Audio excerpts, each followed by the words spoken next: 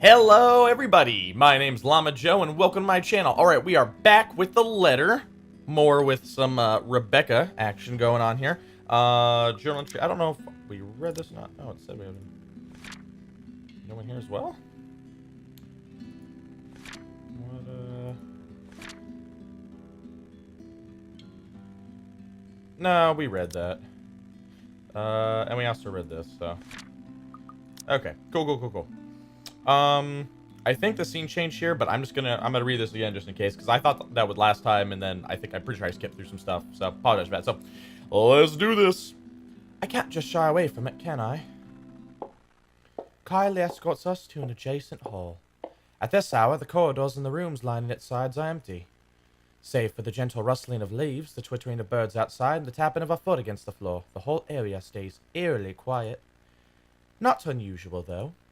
This is the part of the building reserved for club activities at the end of the school day, and with the rest of the school busy with another event, it's only natural for it to be this deserted. Come afternoon, right after class, it'll once again be filled with people. For the time being, I focus on the toilets at the far end, heading straight for it. Luke stays behind, opting to wait for the end of this drama instead, obviously not wanting to deal with another person's kid.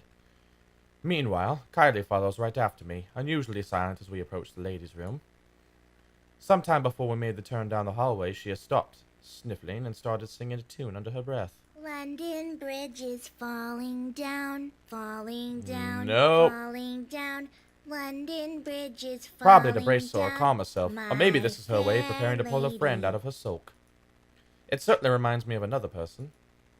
I make no remarks in it, however.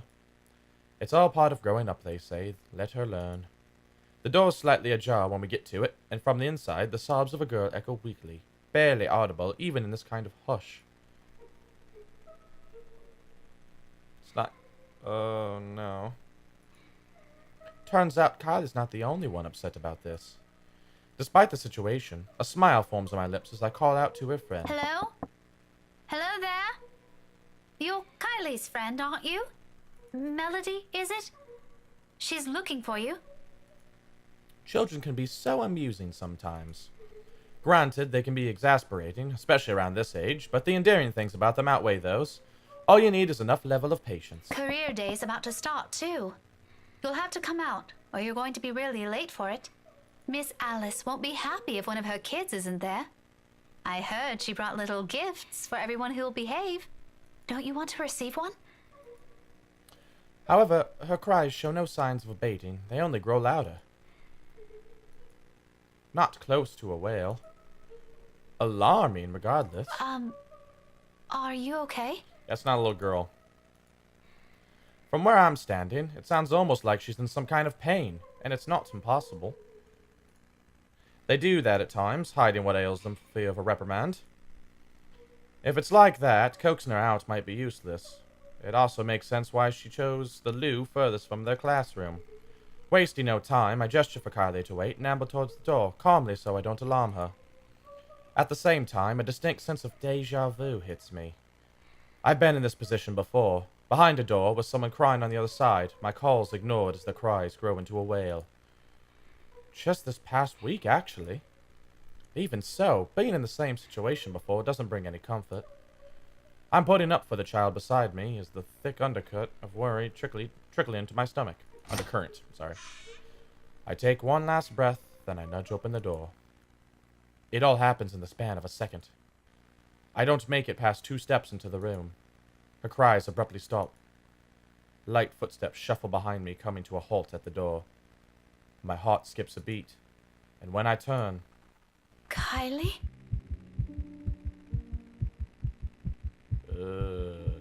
No. Incorrect. Miss Pink? Miss Pink? Why didn't you help her? My whole body becomes motionless at the sight of her. Words catching in my throat, my heart pounding rapidly against my chest. This is Kylie, I'm sure of it. Yet nothing in the manner she speaks or the way she tilts her head in question carries the youthful, innocent vibe she always brings with her. As if I'm merely looking at a dead, hollow imitation of the child. Can't you hear her? She's asking for your help. Kylie, you're creepy. But it is not those that trigger a memory. It's those chilling eyes. Calling, beckoning. Why won't you listen to her? No. Ugh. All at once, the memory returns to me.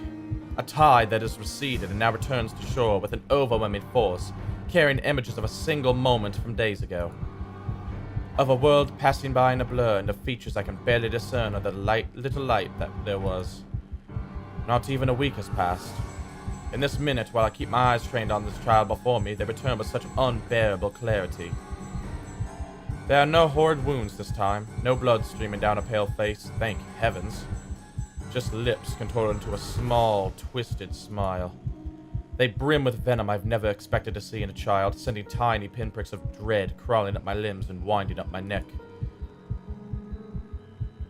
I guess You're a bad person. People like you deserve to die. I can't breathe. Those whispers and laughters again. Judging, mocking, taunting. Each scathing word ringing sharp and true against my ears. My throat closes in. My whole body tenses. A chill settles at the tips of my fingers, every digit gone rigid from the cold. With every single draw of breath, any struggle for air, freedom, the coils wrapped around my body tighten, dragging me down. A gradual, torturous descent into another bottomless abyss. On, and on, and on, until I lose touch with myself and the world. Help me. Until darkness claims me and, unexpectedly, a note. In the distance, harsh and piercing, cutting through the thick stupor and shattering the haze without warning. Are you ladies done with your business here? I don't have all morning to wait for you two. My eyes snap open and the world shifts into place with a ragged gasp. When I glance up, a different set of eyes greet me. Are you okay, Miss Pink? No anger, no vile hatred in them, just plain, sincere concern. Bit by bit, I become aware of my surroundings and myself as warmth steadily slips back to me. I've reached out for the nearby counter to steady myself at some point, and my knuckles have gone white for how rigid my grip on it is. It's over now, yet the tension hasn't left my body. My heart still hammers hard against my chest in an erratic rhythm, and my breathing still comes in short, shallow bursts. Before me, Kylie fumbles with her hands, utterly unsure of what to do to an adult in what's probably a laughable state. Did you get sick? I'll call Tio, okay? Stay here and don't move. No. No need. Just leave me alone. Tio will know how to fix you. Oh, wait, okay? I wish I can speak reassurances to her, but I can't shake it off. The dread is there, twisting at my insides in anticipation. Of what? I am no longer sure. Pushing myself off the counter, I break off into a run, brushing off the anxious look Kylie gives me when I gently push her on my way out, or the furrow in Luke's brows when I stumble into him outside. Whatever they both saw on my face, I care not to know. Bloody hell, I don't even understand what's happening anymore. Just a scene change. Alright. The tremors continue long after the last of my classes have ended. Although none of my students have commented on it, I've caught a few sharing anxious glances every time a pen slips from my hand or my shoulders tense whenever called. How unusual it must be for them to see the normally composed Miss Gales become a bundle of nerves. Even the most boisterous ones have given me less grief today. You'd think being on my fourth cup of tea would have provided any sort of comfort. Or is this the fifth? Egad, why does counting matter now? The fact that I can't easily shake it off this time should tell me something. The last time this happened, I passed it off as some lapse on my part after having been sick the week before. And it is a natural conclusion. Those are just stories. A centuries-old lore passed by the locals to keep children in line. What place doesn't have those? My place doesn't have ghost stories. One of my Da's books even went as far as to describe them as a strong part of Isabella's culture. Tree giants, women who feed on unborn children straight from a mother's womb, or hell, there's even that one story about a demon baby. All folklore that never had a smidgen of truth in it, most probably told to scare off the natives there back in the old days. Much like every other one in every other place. The world is more universal than people care to think. But looking at it from where I'm standing now, I have to stand right into the eyes of that woman, after all things I've been hearing and feeling, perhaps. Perhaps there's really more to that bloody letter than some awful Halloween prank. Perhaps Isabella's right all along. A terrible thing, if true. Though, that doesn't linger long, thankfully. Soon, the ringing of my mobile takes my attention away from it. An unfamiliar name flashes before me once the screen lights up, my brows knit together. I can't remember if this happened in McCullough's campaign or not. Marianne McCullough. Staring hard at the screen, I try to remember when I've entered this person on my contact list at the library. It takes a moment, but when it clicks, my eyes zeroes in on the book lying wide open on my table. I wonder, is that the book that she beat Luke with? Loaned out from the library almost a week ago. I met the woman there by sheer coincidence. A fellow history buff, apparently. We were after the same book, but in the end, she's given it to me, under the condition that I call her once I'm done. To be honest, I've completely forgotten about it until now, and, well, I haven't really taken a peek at it until today. Normally, I'd be done with a whole volume of this size a few days after taking it out, about 1 or 2, depending on how busy I am. But finding a chance to sit down and read through it has been more difficult lately than I anticipated. One moment I'm busy simply grading worksheets, attending a movie premiere the next, then someone suddenly invited me out for one reason or another. Days later, a friend stopped showing up in her flat right after wearing reports pop up in the local news. There simply isn't enough time to breathe and get a grip on things. I have been flipping through the pages of the said book moments ago, though never really reading anything and merely hoping for a distraction. To no avail. My phone goes out another ring, and this time I do not hesitate to answer. Marianne? Hello.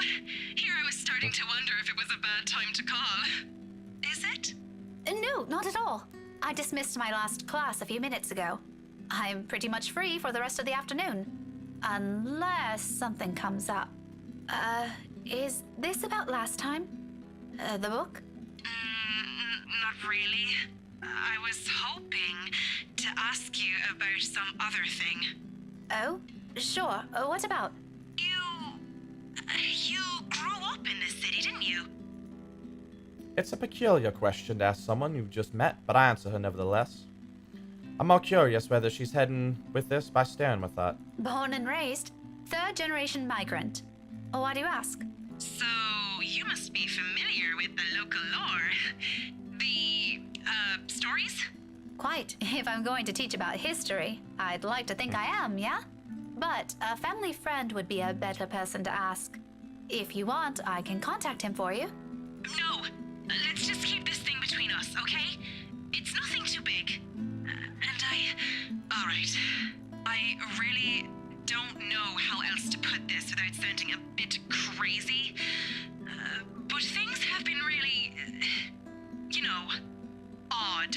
I honestly don't remember this happening in Marianne's story, so this might Do be you new. remember the mansion I mentioned back when we met? My current project? In hindsight, I should have expected it'll lead to this. She must not have lived here long if she's just asking about this now. It didn't take a week with Isabella when she arrived, but that's Isabella. Superstitious down to the last hair. Though it won't be too far off to think Marianne has only started thinking about this recently. She's working on the damn house itself. I must admit, even I'm curious now, despite living here for so many years and having so many chances to look it up before. The Ermengarde Mansion, yes? Yes, that one. And, the thing is, oh dear, this is a bad idea.